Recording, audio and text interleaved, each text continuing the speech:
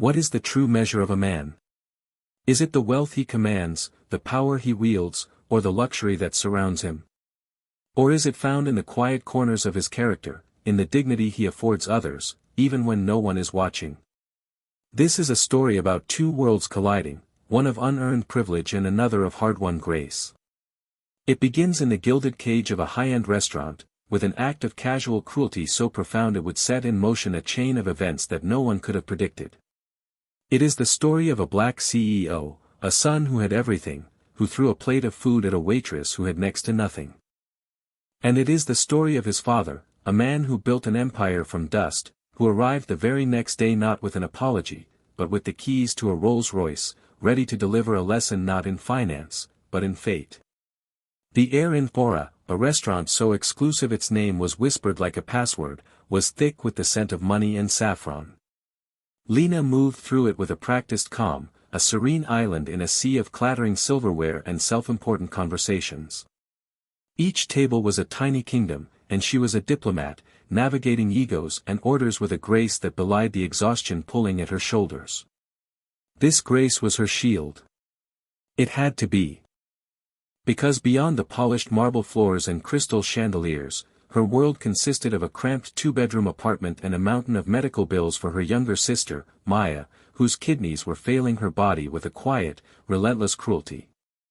Every polite smile, every flawlessly presented dish, was a small payment toward the hope of a transplant. Tonight, her shield was being tested by the man at table 7. Adrian Sterling. He was the young, celebrated CEO of a tech firm, a man whose face was plastered on business magazines, lauded as a visionary. To Lena, he was just a storm cloud of entitlement in $1,000 suit. He had sent back his wine twice, complained about the ambient lighting, and was now dissecting his Wagyu steak as if performing an autopsy. This, he announced, pushing the plate forward with a flick of his wrist, is an insult. Lena maintained her professional composure. I'm very sorry to hear that, sir. Is it not cooked to your liking? Adrian scoffed, a sharp, ugly sound. To my liking. My liking was medium rare. This is medium. Are your chefs colorblind, or just incompetent? His voice was not loud, but it was pitched to carry, a performance for his sycophantic guests. The restaurant manager, a perpetually nervous man named Mr. Henderson, scurried over, his face a mask of apology. Mr. Sterling, my deepest apologies. We will have another one fired for you immediately, but Adrian was past the point of reason. He was bored, irritated, and accustomed to a world that bent to his will. He looked at Lena, at her pristine white uniform, her calm expression, and saw not a person, but an object, a repository for his frustration. In one swift, contemptuous motion, he picked up the plate and appended it. The steak, the truffle reduction, the artfully arranged vegetables, it all cascaded down the front of Lena's uniform, a hot, greasy stain of public humiliation. Gasps rippled through the nearby tables. For a single, frozen moment, Lena's shield shattered. The sting of hot sauce on her skin was nothing compared to the fiery shame that scorched her cheeks. Adrian Sterling looked down at the mess he had created, then back at her, a smirk playing on his lips. There, he said coolly. Now it matches the service. A complete mess. From the service station nearby, Chloe, another waitress, watched in horror, her hand instinctively tightening on her phone. Without a second thought, she angled the device and pressed record, capturing the smug look on Adrian's face and the devastating stillness of the woman he had just violated. The silence that followed the assault was heavier than any sound. It was a thick, suffocating blanket of complicity. Mr. Henderson, the manager, broke it not by admonishing his wealthy patron, but by turning on the victim. Lena, he hissed, his voice trembling with fear and deference, clean yourself up in the back. Now, he then turned to Adrian, his spine dissolving into a puddle of apology. Mr. Sterling, please, accept our most profound apologies. Your entire meal, and that of your guests, is of course on the house. Adrian waved a dismissive hand, the act of a king forgiving a serf. He had made his point. He had asserted his dominance. The mess on the floor, like the woman who wore it, was no longer his concern. Lena walked to the staff locker room, her movements stiff, robotic. She did not cry. The tears were a luxury she couldn't afford, a weakness she refused to show. She stared at her reflection in the cracked mirror, at the grotesque brown and red smear that covered her torso. It felt like a brand, a physical manifestation of her powerlessness. An hour later, she was called into Henderson's office. He couldn't meet her eye. "Lena," he began, shuffling papers on his desk, "we've had complaints. About your attitude. Your inattentiveness. In light of tonight's incident, we have to let you go." Lena felt a cold knot form in her stomach. "Complaints? I did nothing wrong. He threw food on me." Henderson finally looked up, his expression a miserable mix of pity and cowardice. "Mr. Sterling is one of our most important clients. We can't afford to alienate him." "I'm sorry. It's just business." She didn't argue. She knew it was pointless. She took her final paycheck and walked out of the gilded cage, the weight of the world now heavier than ever. At home, Maya was asleep on the couch, a blanket pulled up to her chin. Lena quietly slipped into her room, balled up the stained, ruined uniform, and stuffed it deep into the bottom of a trash can, burying the evidence of her humiliation. Meanwhile, the short video Chloe had taken was spreading like wildfire. She had sent it to a local news blogger with a simple, anonymous message: "This is what happens to service workers in this city." The blogger, sensing a viral hit, posted it immediately. By morning, CEO Steakgate was trending.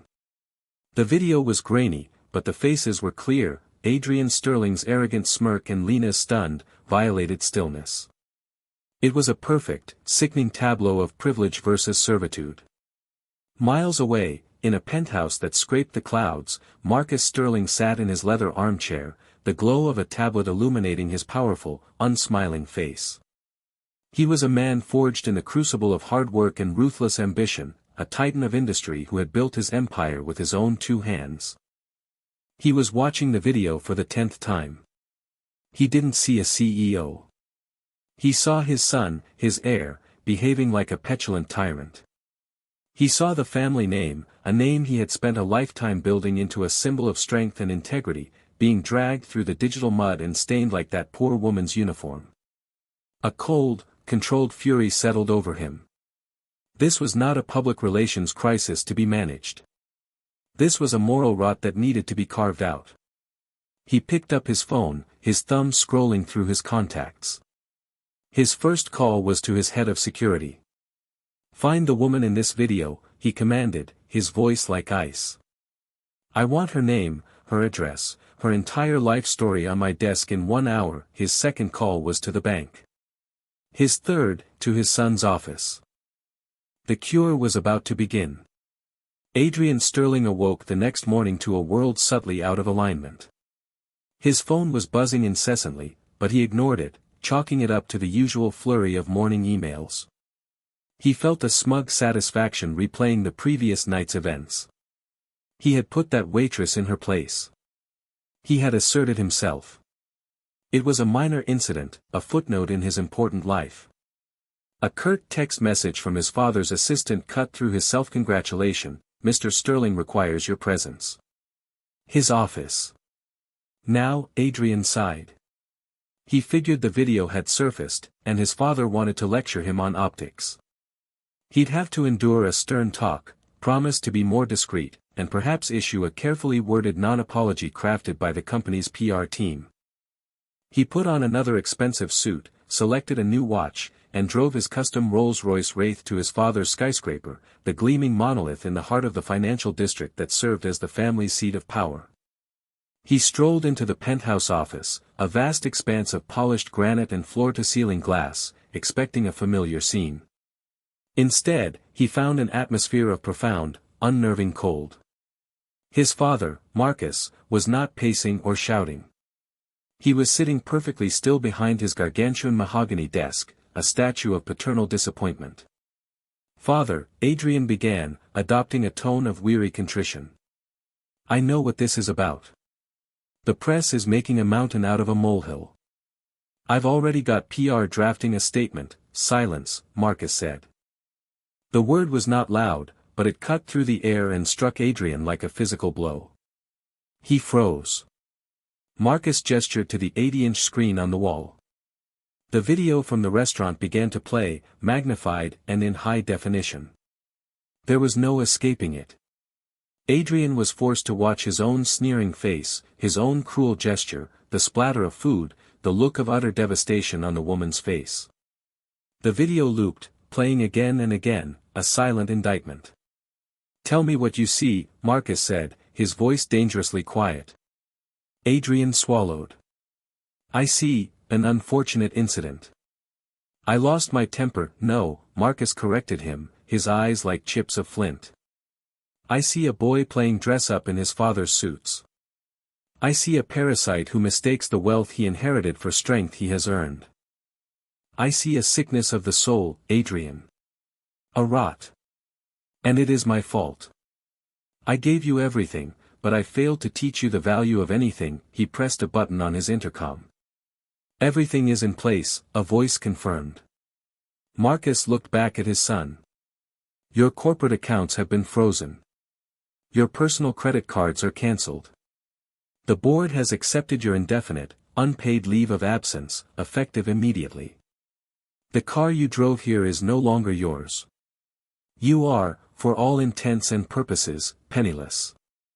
You are no longer a CEO, because you have yet to prove you are even a man." Adrian stared, his mouth agape. This was not a lecture. This was an amputation. "You can't do this," he stammered, the foundation of his world crumbling beneath him. "I built that company. I funded that company," Marcus countered, his voice merciless. "And I can unfund it. You are my son, and I love you. Which is why I cannot stand by and watch you become this monster. This is not a punishment, Adrian. This is an intervention." Adrian stood in the center of the vast office, feeling as though the air had been sucked from his lungs. His reality had been dismantled in less than 5 minutes. He was adrift, stripped of the titles, the money, and the power that had defined his entire existence. "What am I supposed to do?" he asked, his voice a hollow whisper. The question was not one of logistics, but of identity. If he wasn't Adrian Sterling, CEO, what was he? Marcus's expression remained impassive, the architect observing his deconstructed project. "For the next year, you will learn," he said. "You will not learn about market shares or venture capital. You will learn about humility. You will learn about dignity. You will engage in what I am calling a remedial education in humanity." He opened a sleek, leather-bound folder on his desk. Inside were photographs and documents. He slid a picture of Lena across the desk. "This is Lena Morales. The woman you assaulted. She is 24 years old. She was working 2 jobs to pay for her sister's dialysis treatments while she waits for a kidney transplant. She was fired because of you. Her life, which was already a struggle, was made infinitely harder by your casual cruelty." Adrian flinched, looking away from the photograph. For the first time, a sliver of genuine shame pierced his armor of arrogance. Marcus continued, his tone clinical. "I have, of course, taken care of the sister's medical situation. An anonymous donation has covered the full cost of her transplant and aftercare. That is justice. But it is not a lesson. The lesson is for you." He pushed another set of documents towards Adrian. "I have purchased a small, failing diner on the south side of the city. It's called the Greasy Spoon," a terrible name. "I have signed the deed over to Ms. Morales. It is now her business to run as she sees fit. It is her chance at a new life, one she has earned through her resilience." Marcus leaned forward, his eyes locking onto Adrian's. "And you, my son, are going to help her. I have arranged for your new employment. You will be the diner's new dishwasher and janitor." The words hung in the air, so absurd, so utterly preposterous that Adrian almost laughed. But one look at his father's face told him this was no joke. "Your salary will be minimum wage. Your hours will be set by Ms. Morales. She will be your boss. You will answer to her. Marcus reached into a desk drawer and pulled out two final items. The first was a single, tarnished key on a plain metal ring. This is for your new apartment. It is a small studio located directly above the diner. It is all you will be able to afford. The second item made Adrian's stomach clench. It was a cheap, folded polyester uniform, brown pants and a faded yellow polo shirt. You will wear this every day, Marcus said. You will learn what it feels like to be invisible. You will learn what it feels like to serve. And perhaps, if you are lucky, you will learn the value of the dignity you so carelessly tried to strip from another. The drive to Lena's apartment was silent and suffocating. Adrian sat in the passenger seat of his father's Bentley, staring out the window as the gleaming skyscrapers of the financial district gave way to modest brick apartment buildings and bustling neighborhood streets. He felt like a condemned man being driven to his own execution. Marcus Sterling, however, looked perfectly composed, a general surveying the battlefield of his own design. He parked in front of a clean but unremarkable building, its facade decorated with flower boxes. He had called ahead, requesting a moment of Lena's time, explaining only that it was about the incident at the restaurant. Lena opened the door, her expression wary. Seeing the imposing figure of Marcus Sterling, a man she recognized from magazine covers, standing on her welcome mat, sent a jolt of alarm through her. Her first thought was that he was here to threaten her into silence, to buy her off. Ms. Morales, Marcus began, his voice surprisingly gentle, devoid of the arrogance his son possessed. My name is Marcus Sterling. May I have a moment? Lena hesitated, then nodded, letting him into her small, tidy living room. Adrian remained by the car, instructed by his father to wait, to be unseen. Inside, Marcus did not waste time. I am here to offer the most profound apology on behalf of my family for the despicable behavior of my son, he said, his sincerity palpable. What he did was inexcusable. There is no defense for it. Lena listened, her arms crossed, her guard still up. She had heard apologies from the powerful before, they were usually preludes to a dismissal of her experience.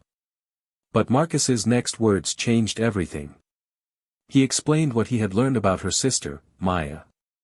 He informed her that an anonymous fund had been established to cover all of Maya's past, present, and future medical expenses. Lena's knees felt weak. She sank onto her couch, tears welling in her eyes for the first time since the incident. It was a miracle, an impossible kindness. But that is not why I am here, Marcus continued.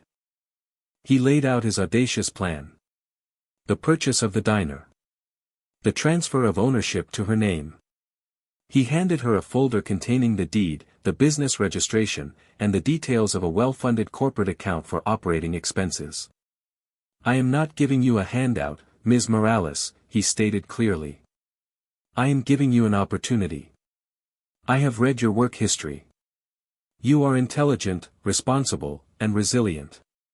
You are a leader who hasn't been given the chance to lead. I believe you will succeed. Lena was speechless, overwhelmed by the sheer scale of it all. Then, Marcus delivered his masterstroke. There is one more thing, he said, leading her back to the front door and gesturing outside. Adrian, standing by the Bentley, watched as Lena's eyes fell upon the other car parked at the curb, his car. The midnight blue Rolls-Royce Wraith, a $500,000 monument to his former life. Marcus walked with Lena to the car. He produced the key fob. This vehicle belonged to my son, he said. It is now yours. Not as a gift to keep, but as a tool. A symbol. I have arranged for your son to work at your new diner. He will be your dishwasher. Every morning, you will drive this car to work. Every morning, he will have to watch the woman he humiliated arrive in the very symbol of the arrogance that led to his downfall. He will see you in the driver's seat of his pride. It is a vital part of his education. He placed the heavy keys into Lena's palm. She looked from the keys to the car, then back at the powerful man before her. She saw the poetic, brutal justice of it all.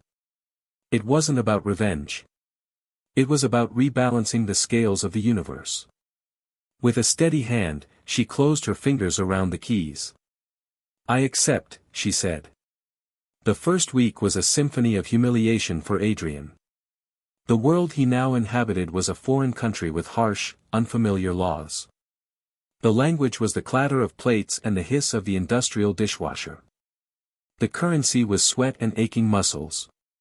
His tiny apartment above the diner was a stark, lonely box with a lumpy mattress and a window that overlooked a graffiti-covered brick wall. Every morning, his alarm, a cheap digital buzz, would jolt him awake before dawn. He would pull on the starchy, ill-fitting uniform that chafed his skin and descend the rickety back stairs into the diner's kitchen. And every morning, at precisely 8:55 a.m., he would hear it, the deep, purring rumble of a V12 engine. He would glance through the grimy kitchen window and see the Rolls-Royce pull into the small staff parking lot. Lena would step out, no longer in a waitress uniform but in smart, professional attire. She never looked triumphant or smug. She simply exuded a quiet, unshakable authority. That, Adrian discovered, was infinitely more galling. He had expected her to lord her new power over him, to seek revenge. Instead, she was ruthlessly professional. She gave him his list of duties: scrub the floors, clean the grease traps, wash every pot, pan, and plate until it shone, and expected them to be completed without complaint. Her instructions were clear, her tone even. She treated him exactly as a manager should treat an employee. This clinical detachment was a far more potent form of punishment than any tirade could have been. It communicated a simple, devastating truth: in her world, he was now simply a function, a pair of hands, no more or less important than the dishwasher he operated. His name, his past, his very identity, were irrelevant. The first few days, he worked with a sullen, seething rage. His hands, accustomed to the smooth glass of a smartphone screen and the leather of a steering wheel, were quickly blistered, raw, and red. The constant heat from the dishwasher left him perpetually drenched in sweat. The smell of bleach and old grease clung to him, a perfume of his new station in life. He saw the other kitchen staff, a grizzled line cook named Sal and a young prep cook named Maria, watching him with a mixture of pity and suspicion. They knew the story, the whole city did. He was a cautionary tale, a prince reduced to a scullery boy. Lena, meanwhile, was flourishing. She renamed the diner, the Second Plate, a name that resonated with her own new beginning. She scrubbed the place clean, designed a new, simple menu of delicious comfort food, and fostered an atmosphere of warmth and respect among her staff. The customers responded immediately. The once failing diner slowly began to fill up, its reputation growing through word of mouth. Lena was a natural. She remembered regulars' names, managed inventory with shrewd efficiency, and treated her employees with the kindness and dignity she had so often been denied. Adrian watched all this from his station in the back, a ghost in the machine of her success, scrubbing away the remnants of other people's meals as his own ego was slowly, painfully, scrubbed away with them. Months bled into one another, turning the sharp shock of Adrian's new life into a dull, monotonous reality. The blisters on his hands hardened into calluses. The constant ache in his back became a familiar companion. The polyester uniform no longer felt like a costume, but simply his clothes. The seething rage had long since burned out, leaving behind a profound, weary exhaustion. He had learned the rhythms of the diner, the morning rush, the lunchtime chaos, the slow afternoon lull, the dinner service build-up. He learned to anticipate Sal's need for a clean sauté pan, to have a stack of dry plates ready for Maria during a plating frenzy. He was no longer just clumsy, resentful labor, he was becoming competent. He was becoming part of the kitchen's ecosystem. The enforced silence of his work had an unexpected effect. Stripped of his phone, his meetings, and his entourage, his mind, for the first time in his adult life, was quiet. In that quiet, other people's voices began to filter in. He heard Sal talking about his daughter's college tuition. He heard Maria worrying about her mother's health back in Mexico. He saw the weariness in their eyes at the end of a 12-hour shift, a weariness he now shared. Their struggles, once abstract concepts from a world far beneath his own, became real, tangible things. He was no longer observing poverty, he was living on its edge, counting his meager tips to decide if he could afford a new pair of work shoes. His perspective was being forcibly, irrevocably altered. One Tuesday afternoon, during a slow period, a man in a crisp suit sat at a corner table, tapping impatiently on his phone. He reminded Adrian of his former clients, of his former friends, of his former self. A young waitress, new to the job and still nervous, accidentally spilled a few drops of water on the man's table while refilling his glass. The man recoiled as if he'd been splashed with acid. "Watch what you're doing, you idiot," he snapped, his voice sharp and needlessly cruel. "Is it that hard to pour water? Get me your manager. And get on your knees and wipe this up properly." The waitress froze, her face paling, humiliation written in her wide eyes. The few other customers in the diner fell silent, watching uncomfortably. Lena, behind the counter processing receipts, looked up, her expression hardening as she started to move towards the table. But before she could take a step, a figure emerged from the kitchen doorway. It was Adrian. He was holding a wet cleaning rag in his hand.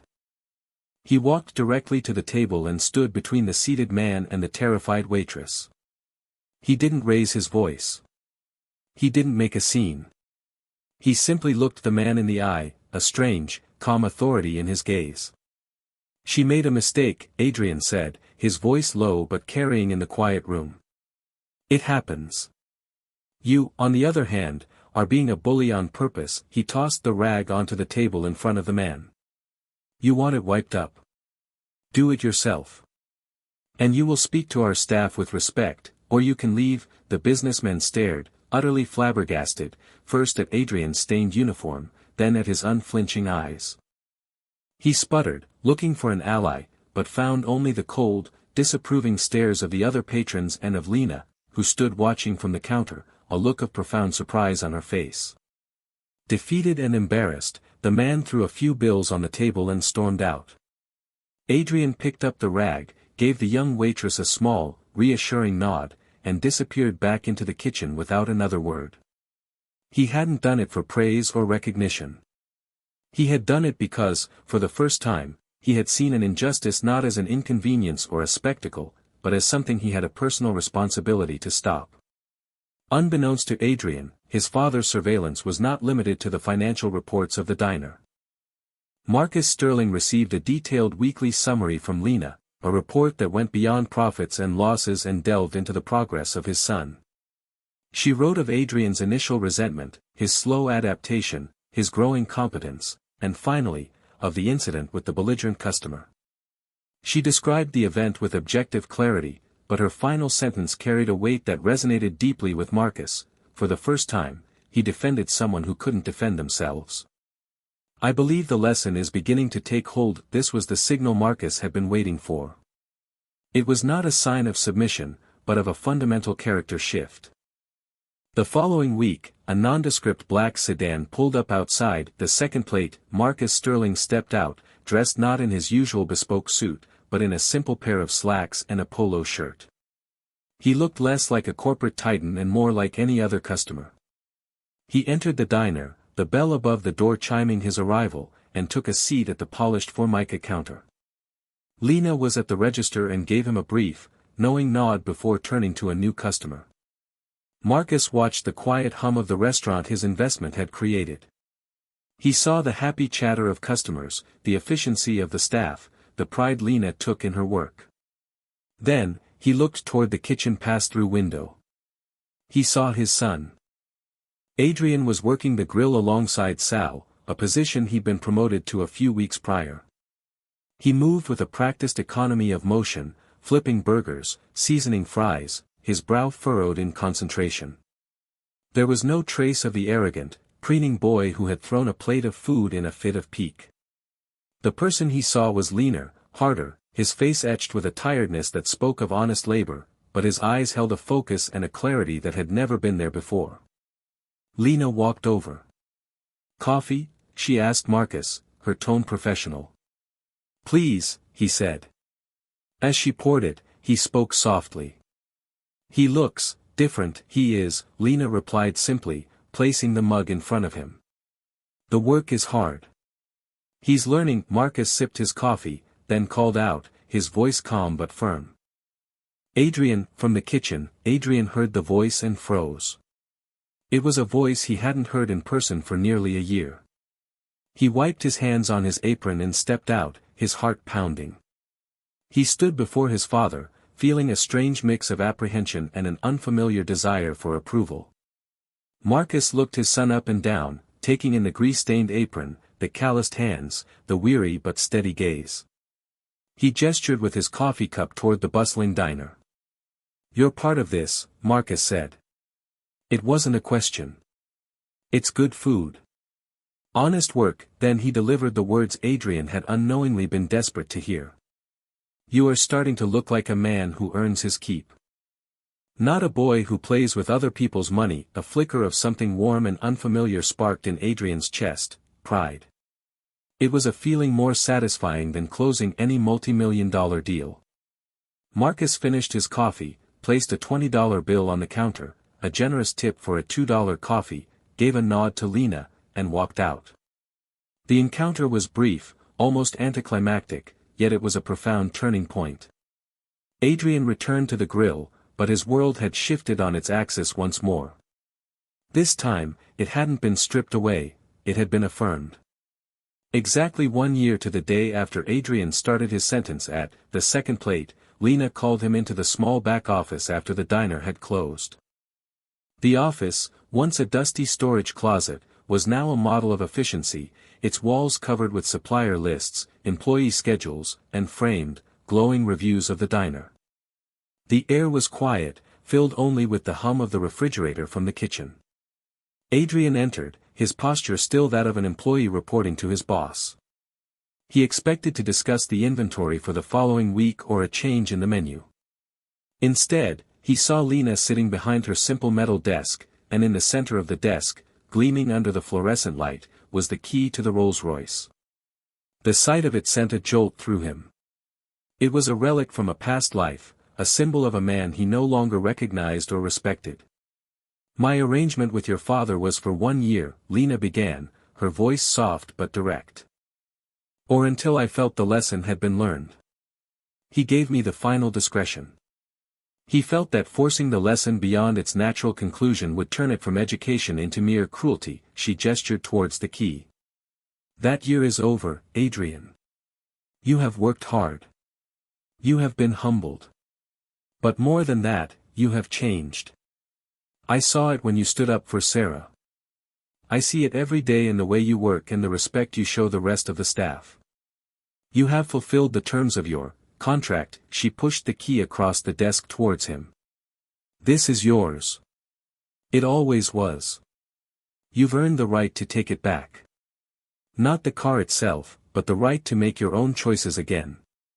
You are free to go. Adrian stared at the key. He pictured himself behind the wheel of that car, the smooth leather, the silent engine, the feeling of untouchable power. He remembered the man he was when he drove it, arrogant, empty, cruel. A man who measured his worth by the price tag of his possessions.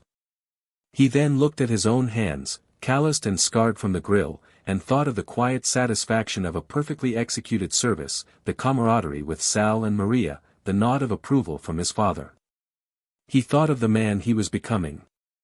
Slowly, deliberately, he placed his palm on the key and pushed it back across the desk to Lena. Thank you, Lena, he said, and his voice was steady, clear, and certain. But I can't. That key belongs to a person who doesn't exist anymore. And frankly, I don't miss him. He looked at her, a genuine, unforced request in his eyes. Sell the car. Use the money to expand. Open another location. Or start a foundation. Do something good with it. As for me, if you'll still have me, I'd like to stay. I think I'd like to learn how to really cook. Maybe you could teach me. Lena looked at him, truly looked at him, for what felt like the first time. The last vestiges of the roles they had been forced to play, victim and tormentor, boss and underling, finally dissolved. In their place was something new, a hard-won, mutual respect between two equals. And for the first time in a year, she gave him a smile that was not professional or polite, but genuine, warm, and full of hope. The midnight blue Rolls-Royce was sold to a collector for a handsome sum. True to Adrian's suggestion, Lena did not pocket the money or use it for a lavish expansion. Instead, she established the Second Plate Foundation, a non-profit organization dedicated to empowering service industry workers. The foundation offered scholarships for culinary schools, grants for those wanting to start their own small food businesses, and emergency financial assistance for restaurant workers facing medical crises. The first scholarship recipient was Maria, the diner's prep cook, who had always dreamed of becoming a pastry chef. The first business grant was given to Sal, the grizzled line cook, helping him launch a food truck featuring his family's secret recipes. Lena had turned a symbol of arrogant wealth into an engine of opportunity for dozens of people. Adrian, true to his word, remained at the diner. He enrolled in culinary school at night, his tuition paid from his own modest savings. During the day, he was no longer a dishwasher but an apprentice chef, working diligently under Lena's mentorship. He discovered a passion he never knew he had, not for the power of commanding a boardroom, but for the creative act of nourishing people. He found a profound purpose in the simple, honest work of turning raw ingredients into something beautiful and satisfying. His father, Marcus, became a silent partner and benefactor to the foundation. He never reinstated Adrian's trust fund or offered him a position back in the corporate empire. He understood that to do so would be to undo the painful, necessary work that had been done. Instead, he gave his son something far more valuable, his respect. Occasionally, he would visit the diner, sitting at the counter and ordering whatever special Adrian had created that day. Their conversations were quiet, brief, but held a depth of understanding that had been absent for years. He had lost an heir but gained a son. Lena and Adrian forged a unique and powerful partnership, built on the ashes of a painful past. Their relationship was not one of romance, but of a deep, symbiotic respect. She was the visionary leader, he the dedicated craftsman. Together, they made the Second Plate more than just a restaurant.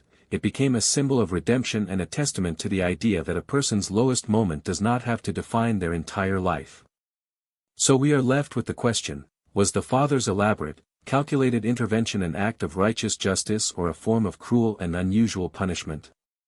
Can a person's character truly be rebuilt by force, or was the potential for good already inside Adrian, waiting to be unearthed by the harsh stripping away of his privilege? The story of Lena and Adrian suggests that perhaps redemption isn't something that is simply given, it must be earned, often through a crucible of fire. It teaches us that true strength is not the power to demean others, but the grace to lift them up. And perhaps the greatest wealth we can ever accumulate is not what we hold in our bank accounts, but the character we build when our hands are empty. If this story of transformation and second chances resonated with you, please share it with others who might find inspiration in its message. Like and subscribe for more true life dramas that explore the complex, challenging, and ultimately hopeful landscape of the human heart.